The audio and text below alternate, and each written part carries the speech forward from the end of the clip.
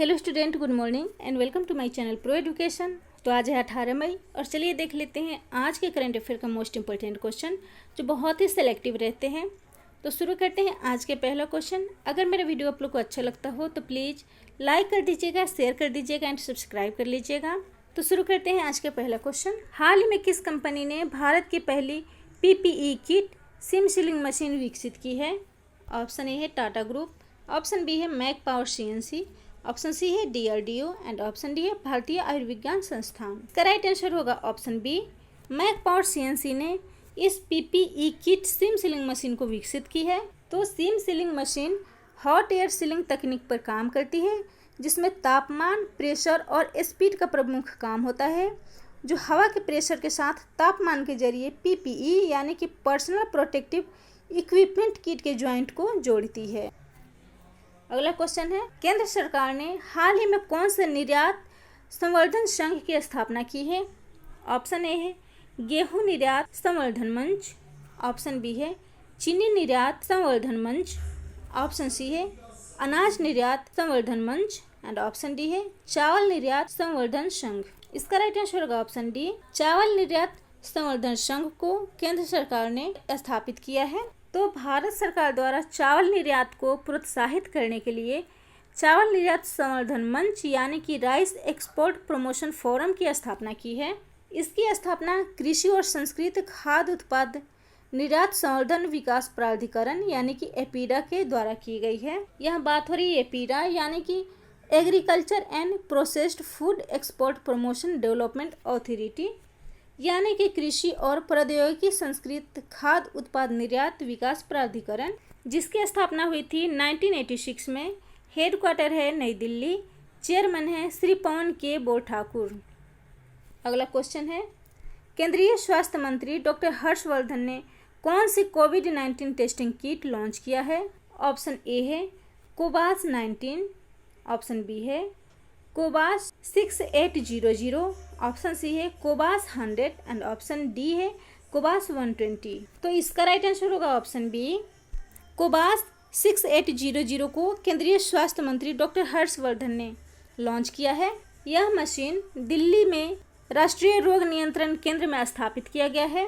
Kovacs 6800 robotics के साथ एक परिष्कृत मशीन है जो संक्रमण की संभावना को कम करता है और साथ ही साथ स्वास्थ्य देखभाल करने वाले कर्मचारियों के संक्रमण के जोखिम को भी कम करता है। यह पहली ऐसी परीक्षण मशीन है जो सरकार द्वारा कोविड-19 मामलों के परीक्षण के लिए खरीदी गई है और national centre for disease control यानी कि NCDC में स्थापित है। तो यह बात हो रही है NCDC, जिसका फुल फॉर्म होता है national centre for disease control, जिसकी स्थापना हुई थी 1909 में। हेडक्वार्टर है न्यू दिल्ली। स्वास्थ्य परिवार कल्याण मंत्री हैं डॉक्टर हर्षवर्धन, केंद्रीय राज्य मंत्री हैं अनुप्रिया पटेल। नेक्स्ट क्वेश्चन है, किसके द्वारा हाल ही में वैश्विक पोषण रिपोर्ट 2020 जारी किया गया है? ऑप्शन ए है WHO, ऑप्शन बी है UN, ऑप्शन सी है यूनेस्को एंड ऑप्शन डी है यूनिसेफ। इसका राइट आंसर होगा WHO। WHO ने इस वैश्विक पोषण रिपोर्ट को जारी किया है। इस रिपोर्ट के अनुसार भारत विश्व के 88 देशों में शामिल है जो 2025 तक वैश्विक पोषण लक्ष्यों को प्राप्त करने में सफल नहीं हो सकेंगे। तो भारत की पहचान नाइजीरिया और इंडोनेशिया के साथ 29 सबसे खराब देशों में की गई है जहां वृद्धिरोध के मामलों में सबसे अधिक असमानता देखी गई है। इस रिपोर्ट को जारी किया है WHO ने, जिसका फुल फॉर्म होता है वर्ल्ड हेल्थ ऑर्गेनाइजेशन यानी कि विश्व स्वास्थ्य संगठन, जिसकी स्थापना 7 अप्रैल 1948 में हुई थी। हेडक्वार्टर है जिनेवा स्विट्जरलैंड। डायरेक्टर जनरल हैं टेड्रोस एडनॉम। मेंबरशिप है 194 कंट्री। अगला क्वेश्चन है, अपने पायलट परियोजना के एक हिस्से के रूप में किसानों को फसल उगाने का निर्देश देने वाला कौन पहला राज्य बन गया है? ऑप्शन ए है गुजरात, ऑप्शन बी है उत्तर प्रदेश, ऑप्शन सी है तमिलनाडु एंड ऑप्शन डी है तेलंगाना। तो इसका राइट आंसर होगा ऑप्शन डी, तेलंगाना अपनी पायलट परियोजना के तहत किसान को फसल उगाने का निर्देश देने वाला पहला राज्य बना है। तेलंगाना राज्य सरकार ने राज्य में धान की फसल उगाने को 50 लाख एकड़ तक जमीन सीमित कर देगा। एक अन्य फसल लाल चने की खेती को भी 10 लाख एकड़ तक सीमित कर दिया गया है। यह बात हो रही है तेलंगाना की, जिसका गठन हुआ था 2 जून 2014 में तेलंगाना पहले आंध्र प्रदेश का हिस्सा था। इसकी राजधानी है हैदराबाद। राजभाषा है तेलुगु। राज्यपाल हैं तमिल साई सौंदरराजन। मुख्यमंत्री हैं के चंद्रशेखर राव। हाल ही में तेलंगाना के तेलिया रुमाल को जीआई टैग मिला है। नेक्स्ट क्वेश्चन है, हाल ही में किसके द्वारा भारत को ओलंपिक की मेडल टैली में टॉप 10 में लाने के उद्देश्य से वन स्टेट वन गेम योजना तैयार की गई है? ऑप्शन ए है गृह मंत्रालय, ऑप्शन बी है खेल मंत्रालय, ऑप्शन सी है योजना आयोग एंड ऑप्शन डी है कृषि मंत्रालय। तो इसका राइट आंसर होगा ऑप्शन बी, खेल मंत्रालय ने इस योजना को तैयार किया है। तो भारत को वर्ष 2028 के ओलंपिक की मेडल टैली में टॉप 10 में लाने के उद्देश्य से खेल मंत्रालय ने वन स्टेट वन गेम्स की योजना तैयार की है। इस खेल में 14 खेल चुने गए हैं। इन राज्यों में मध्य प्रदेश अकेला राज्य होगा जो निशानेबाजी की तैयारी करेगा।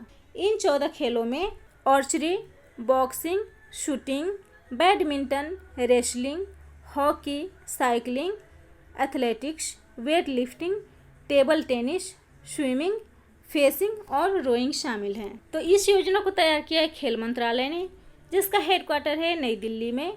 खेल मंत्री हैं किरण रिजिजू।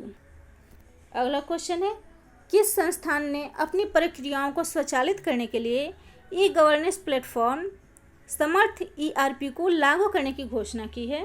इसका ऑप्शन है NIT कुरुक्षेत्र, ऑप्शन बी है IIT मुंबई, ऑप्शन सी है NIT Karnataka and option D है NIT सूरत। इसका राइट आंसर होगा ऑप्शन ए, NIT कुरुक्षेत्र ने इस ई गवर्नेंस प्लेटफॉर्म को लागू करने की घोषणा की है। तो समर्थ ERP एक open standard, open source architecture, secure, scalable इवैल्यूएरी प्रोसेस ऑटोमेशन इंजन है जो विश्वविद्यालय और उच्च शैक्षणिक संस्थानों के लिए है। यह विश्वविद्यालय में ERP प्रबंधन और प्रशासन में सुधार कर सकता है। तो समर्थ ERP यानी कि इंटरप्राइजेज रिसोर्स प्लानिंग ERP यह इंटीग्रेटेड एप्लीकेशन का एक समूह है जो व्यापारियों को अपने व्यवसाय के डेटा को स्टोर और मैनेज करने में सहायता करता है। तो मानव संसाधन विकास मंत्रालय के द्वारा इसका निर्माण किया गया है। मानव संसाधन विकास मंत्री हैं रमेश पोखरियाल निशंक। अगला क्वेश्चन है, हाल ही में किस देश ने सोशल डिस्टेंसिंग के लिए आई फील यू ब्रेसलेट विकसित किया है? ऑप्शन ए है अमेरिका, ऑप्शन बी है जापान, ऑप्शन सी है इटली एंड ऑप्शन डी है भारत। तो इसका राइट आंसर होगा ऑप्शन सी, इटली ने इस ब्रेसलेट को विकसित किया है। यह ब्रेसलेट लोगों को सोशल डिस्टेंस नियमों का पालन करने में मदद करेगा। यह ब्रेसलेट केवल एक रेडियो सिग्नल का उपयोग करता है जिससे दूसरे ब्रेसलेट के नजदीक आने का पता चल जाता है। यह GPS का इस्तेमाल नहीं करता जिससे लोकेशन ट्रैक नहीं किया जा सकता। सोशल डिस्टेंसिंग नहीं रहने पे यह ब्रेसलेट सिग्नल देता है। तो इस ब्रेसलेट को इटली ने विकसित किया है जिसकी राजधानी है रोम। प्रधानमंत्री है एनरिको लेटा, प्रेसिडेंट है गियोर्जियो नेपोलिटेंटो। अगला क्वेश्चन है, झारखंड ने बच्चों को ऑनलाइन शिक्षा प्रदान करने के लिए किस संगठन के साथ भागीदारी की है? ऑप्शन ए है कार्टून नेटवर्क, ऑप्शन बी है निक जूनियर, ऑप्शन सी है डिस्कवरी एंड ऑप्शन डी है दूरदर्शन। इसका राइट आंसर होगा ऑप्शन डी दूरदर्शन। तो कोरोना वायरस महामारी के कारण हो रहे नुकसान को देखते हुए झारखंड सरकार ने ई लर्निंग के लिए, ऑनलाइन स्टडी के लिए दूरदर्शन के साथ सहयोग किया है। दैनिक शिक्षा सामग्री झारखंड शिक्षा परियोजना परिषद द्वारा डिजाइन की गई है। तो JEPC के राज्य परियोजना निदेशक उमा शंकर सिंह और दूरदर्शन के प्रतिनिधियों के बीच ये समझौता हुआ है। दूरदर्शन पर होने वाले प्रसारण को YouTube पर भी प्रसारित किया जाएगा ताकि अधिक संख्या में छात्र छात्राएं इसका लाभ उठा सके। तो ये बात हो रही है झारखंड की, जिसकी राजधानी है रांची। मुख्यमंत्री हैं हेमंत सोरेन, राज्यपाल है द्रौपदी मुर्मू। झारखंड की सीमा बिहार, उड़ीसा, पश्चिम बंगाल, उत्तर प्रदेश और छत्तीसगढ़ से लगती है। हाल ही में झारखंड के सोहराई खोर पेंटिंग को GI टैग मिला है। बेतला नेशनल पार्क और दलमा अभ्यारण्य झारखंड में स्थित है। अगला क्वेश्चन है, financial times executive education ranking 2020 में IIM कोलकाता को कौन सा स्थान मिला है? ऑप्शन ए है 75वां, ऑप्शन बी है 77वां, ऑप्शन सी है 65वां एंड ऑप्शन डी है 45वें। इसका राइट आंसर होगा ऑप्शन सी। इसमें IIM कोलकाता 65वें स्थान पे है। तो financial time executive education ranking 2020 IIM Kolkata को 85 देशों में 65वां स्थान मिला है। इस सूची में 3 भारतीय स्कूलों को भी शामिल किया गया है। तो IIM कोलकाता यानी कि Indian institute of management Kolkata, जिसकी स्थापना हुई थी 1984 में। निदेशक है प्रोफेसर शेखर चौधरी। लोकेशन है कोलकाता, पश्चिम बंगाल। यह इंस्टीट्यूट पश्चिम बंगाल में स्थित है। तो उसकी राजधानी है कोलकाता। मुख्यमंत्री हैं ममता बनर्जी। राज्यपाल है जगदीप धनखड़। पश्चिम बंगाल उच्च न्यायालय है कोलकाता उच्च न्यायालय। पश्चिम बंगाल की राजधानी कोलकाता की स्थापना जॉब चार्नक ने की थी। पश्चिम बंगाल धान के उत्पादन में दूसरे, अनाज के उत्पादन में चौथे तथा जूट के उत्पादन में प्रथम स्थान पे है। सुंदरवन भारत के पश्चिम बंगाल तथा बांग्लादेश में स्थित विश्व का सबसे बड़ा नदी डेल्टा है। यह क्षेत्र मैंग्रोव के घने जंगलों से घिरा हुआ है, जो रॉयल बंगाल टाइगर का सबसे बड़ा संरक्षित क्षेत्र है। नेक्स्ट क्वेश्चन है, हाल ही में किस राज्य द्वारा आत्मनिर्भर गुजरात सहाय योजना की शुरुआत की गई है? ऑप्शन ए है गुजरात, ऑप्शन बी है पश्चिम बंगाल, ऑप्शन सी है उत्तराखंड एंड ऑप्शन डी है उत्तर प्रदेश। इसका राइट आंसर होगा ऑप्शन ए, गुजरात राज्य द्वारा इस योजना की शुरुआत की गई है। तो गुजरात राज्य सरकार ने राज्य के 10 लाख से अधिक छोटे व्यापारियों, मजदूरों और छोटे विक्रेताओं के लिए इस योजना की शुरुआत की है। इस योजना का मुख्य उद्देश्य है ब्याज, सब्सिडी, ऋण स्थगन सहित 1 लाख रुपए तक का गारंटी रहित ऋण प्रदान करना। इस योजना के लिए 3 वर्ष में लगभग 5,000 करोड़ का ऋण देने का लक्ष्य है। तो यह बात हो रही है गुजरात की। राजधानी है गांधीनगर। मुख्यमंत्री है विजय रूपाणी। राज्यपाल है आचार्य देवव्रत। गुजरात राज्य का गठन 1 मई 1960 ईस्वी में हुआ था। राजभाषा है गुजराती।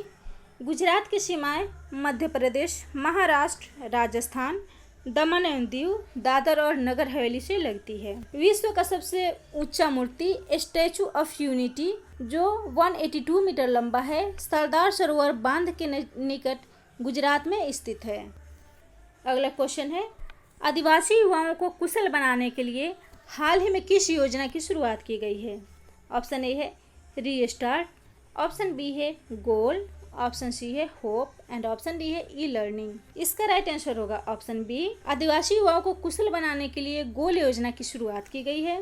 तो आदिवासी युवाओं को कुशल बनाने के लिए गोल यानी कि गोइंग ऑनलाइन एज लीडर्स कार्यक्रम को शुरू किया गया है। गोल जनजातीय मामलों के मंत्रालय के साथ फेसबुक इंडिया की एक संयुक्त पहल है। इस कार्यक्रम का उद्देश्य आदिवासी युवाओं को डिजिटल मोड के माध्यम से मेंटरशिप प्रदान करना और उनकी प्रतिभाओं को प्रेरित करना है। इस कार्यक्रम की शुरुआत जनजातीय मामलों के केंद्रीय मंत्री श्री अर्जुन मुंडा ने की है। ऑप्शन सी है होप। तो इसका फुल फॉर्म होता है हेल्पिंग आउट पीपल एवरीवेयर। इस पोर्टल को उत्तराखंड राज्य द्वारा प्रशिक्षित युवाओं के लिए रोजगार प्रदान करना और उनके रोजगार कौशल को बढ़ाने के लिए लॉन्च किया गया है। नेक्स्ट ऑप्शन था रीस्टार्ट, जिसका फुल फॉर्म होता है reboot the economy through science, technology and research translation. अगला क्वेश्चन है, हाल ही में इंटरनेशनल डे ऑफ लाइट कब मनाया गया? ऑप्शन ए है 16 मई, ऑप्शन बी है 12 मई, ऑप्शन सी है 17 मई एंड ऑप्शन डी है 15 मई। इसका राइट आंसर होगा ऑप्शन ए, 16 मई को इंटरनेशनल डे ऑफ लाइट मनाया गया। तो इंटरनेशनल डे ऑफ लाइट भौतिक वैज्ञानिक और इंजीनियर थियोडोर मेनन द्वारा 1960 में लेजर के पहले सफल संचालन की वर्षगांठ के रूप में मनाया जाता है। इसको मनाने का उद्देश्य शिक्षा, समानता और शांति को प्राप्त करने में विज्ञान, प्रौद्योगिकी, कला और संस्कृति को ऊंचा उठाने में हमारे जीवन में महत्वपूर्ण भूमिका प्रकाश के महत्व को बताना है। इसे यूनेस्को के द्वारा मनाया जाता है। तो यूनेस्को, जिसका फुल फॉर्म होता है united nation education scientific and cultural organisation, जिसकी स्थापना हुई थी 4 नवंबर 1945 ईस्वी 1945 ईस्वी में। भारत 1946 ईस्वी में इसका सदस्य बना। प्रेसिडेंट है आंद्रे अजोले। मेंबरशिप है 195 कंट्री। नेक्स्ट क्वेश्चन है, हाल ही में किसके द्वारा psycho social impact of pandemic and lockdown how to cope with को लॉन्च किया गया है? ऑप्शन ए है डॉक्टर हर्षवर्धन, ऑप्शन बी है राजनाथ सिंह, ऑप्शन सी है Piyush Goyal and option D है रमेश पोखरियाल निशंक। इसका राइट आंसर होगा ऑप्शन डी, रमेश पोखरियाल निशंक द्वारा इसको लॉन्च किया गया है।